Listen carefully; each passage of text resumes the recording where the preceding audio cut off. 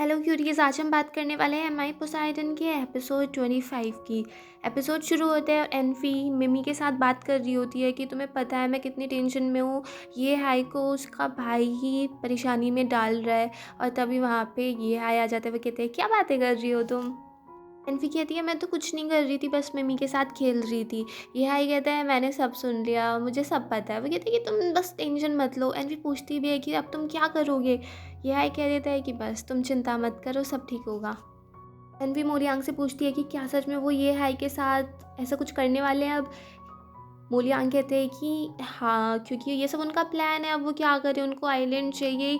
वो पूछता भी है कि क्या सच में ये हाई के दिमाग में कुछ प्रॉब्लम है। तो एनफी कह देती है कि नहीं, ऐसा कुछ भी नहीं है, मुझे पता है वो सब सिर्फ ये यूज़ कर रहे हैं ये हाई को परेशान करने के लिए। मोलियांग कहती है कि मैं इस बात से डिसएग्री करता हूँ।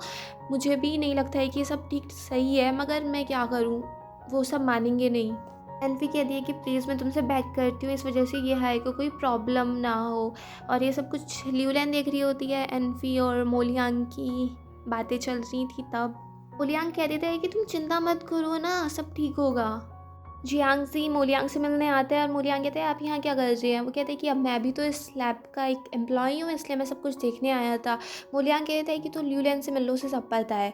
तो वो बताता है कि मैं तुम्हें एक सीक्रेट बताना चाहता हूँ, मैं ल्यूलैन का टीचर हूँ। फिर दिखाते हैं ये है बैठा होता है तैयार होकर। ड्वेंसी जी कहते हैं कि बॉस अब भी टाइम है, देख लो आप मत आओ इस प्रोग्राम में।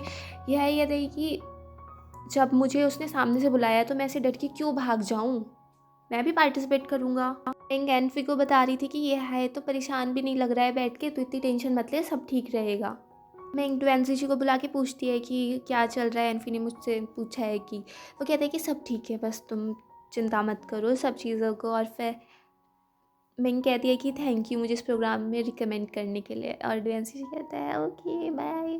ये है और चियांगजी का शुरू हो जाता है। दोनों का काफ़ी एक दूसरे पे वार कर रहे होते हैं, वर्बली। चियांगजी कहता है कि लोग कहते हैं कि है ना, एक ग्रुप का फेस ही है बस ये है। तो ये है कहते हैं थैंक यू जिसने भी मेरी इस चीज़ के लिए तारीफ़ की।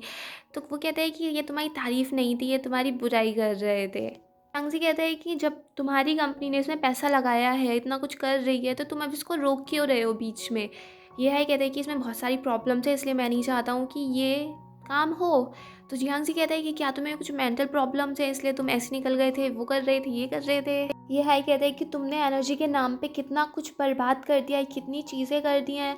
वोल्केनो फट जाते हैं, अर्थक्वेक आता है, ये होता है वो होता है, तुमने सी को डिस्ट्रॉय कर दिया है, ऐसे कर दिया है, वैसे कर दिया है। उधर मैंगो और डायरेक्टर परेशान हो रहे होते हैं कि स्क्रिप्ट में ये सब चीज़ें तो थी नहीं, ये कहाँ से बोले जा रहा है।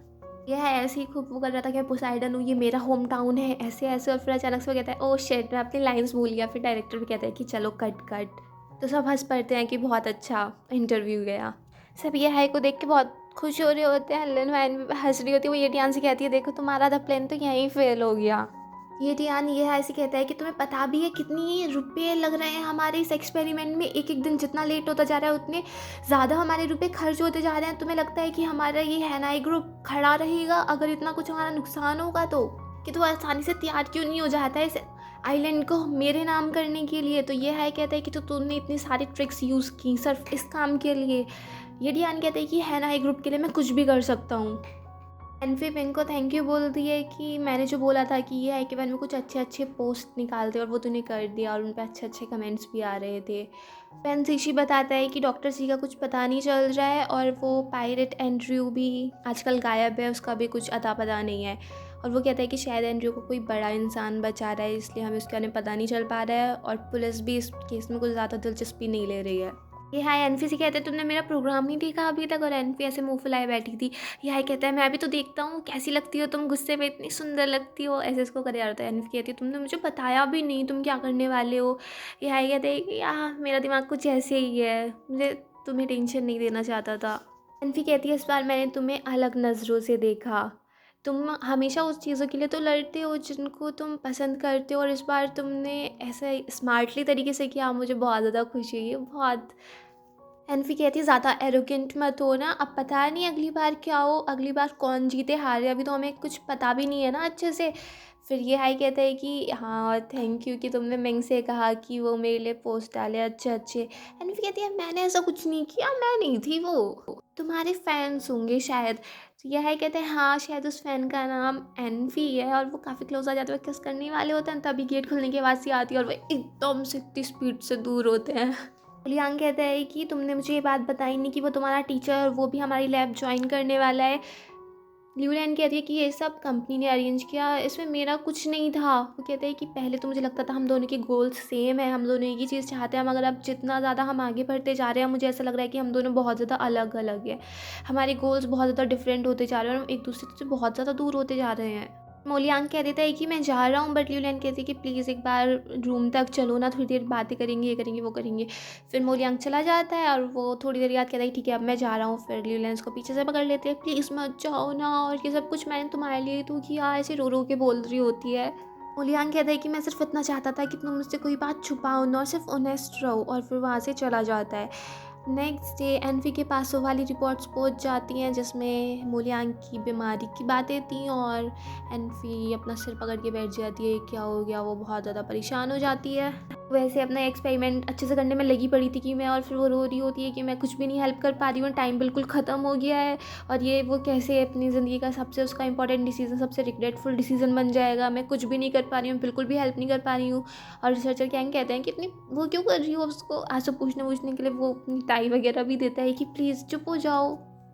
लिन हुआन ये हाई से सॉरी बोलती है कि मुझे नहीं पता था कि जियांगजी के आने से इतनी प्रॉब्लम्स क्रिएट हो जाएंगी, वो तुम्हारे लिए इतनी सारी प्रॉब्लम्स क्रिएट करेगा, और उसको मेरे फादर ने भेजा था, मेरा इसमें कुछ भी हाथ नहीं था, तो इसलिए तुम मुझसे गुस्सा मत होना। ये हाई कहता है मुझे पता है तुमसे ये सारे काम होते भी नहीं। फिर वहाँ पे मौसम ख़राब हो जाता है, ये हाई कहता है कि मुझे कोई बुला रहा है, और वो वहाँ से निकल जाता है। लैब में ये है एनफी की डेस्क पे देखता है तो उस फाइल के अंदर मोलियांग का फ़ोटो था, और उसे गुस्सा आ जाता है कि उसका फ़ोटो लगा रखा है।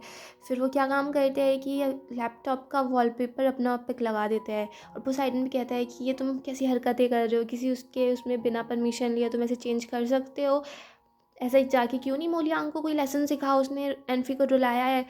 ये हाई कहते हैं कि एनफी मोलियांग की वजह से रोई है, और मैं अभी उसको कुछ ऐसे करूँगा तो वो मुझसे और ज़्यादा नफरत करने लगेगी।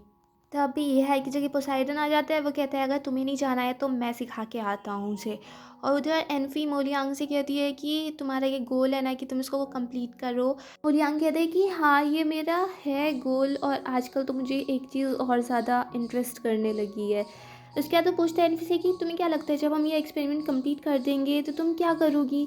एनफी पूछती है मतलब मोलियांग कहते हैं कि क्यों ना हम ऐसा करें, ये एक्सपेरिमेंट ख़त्म होने के बाद दोनों एक साथ घूमने चलें और बोट पे रहें काफ़ी टाइम तक। और फिर वो एनफी को खुश करके वहाँ से भेज देता है। उसके बाद उसके पास भी रिपोर्ट्स रखी होती हैं अपने दिमाग वाली कि उसको क्या दिक्कत है। उधर ये आया देखता है कि एनफी से रिसर्चर कैंग बातें कर रहा होता है, वो फिर रिसर्चर कैंग से मिलता है। रिसर्चर कैंग उसकी काफ़ी तारीफ़ करता है कि मैंने आपको टीवी पे देखा और आपका ये पॉइंट ऑफ व्यू बहुत अच्छा था, और ऐसे वैसे। फिर ये है आगे जाता है तो उसको मोलियांग मिल जाता है। मोलियांग से यह है पूछता है कि एनफी कहाँ है, और मोलियांग उसको बताते हैं कि जो भी मीटिंग में हुआ उसमें उसका कोई हाथ नहीं था, मैं उनके ओपिनियन से एग्री भी नहीं कर रहा था। आपके बाहर टोंगसी लोंग खड़ा होता है। टोंगसी लोंग कहते हैं कि तुम उसको मशीन्स वगैरह अपने आइलैंड पे रखने दो, उससे ही तो हमें कुछ एविडेंस मिल सकता है ल्यूलैंड के बारे में, क्योंकि जहाँ पे उसने पहले किया था उसने सारी चीज़ें डिस्ट्रॉय कर दी थी, तो हमें जो एविडेंस चाहिए वो हम अभी मिल सकते हैं, हमें जो न्यू एक्सपेरिमेंट हो रहा है उससे। ये है टोंगसी लोंग से कहते हैं कि मेरी एक हेल्प करो एंड्रियो को ढूंढने में। और यहीं पे ये एपिसोड फिनिश हो जाता है। अगर आपको ये पसंद आया हो तो प्लीज़ इस चैनल को सब्सक्राइब करें, कमेंट्स करें, शेयर करें, लाइक करें, and bye bye till next video.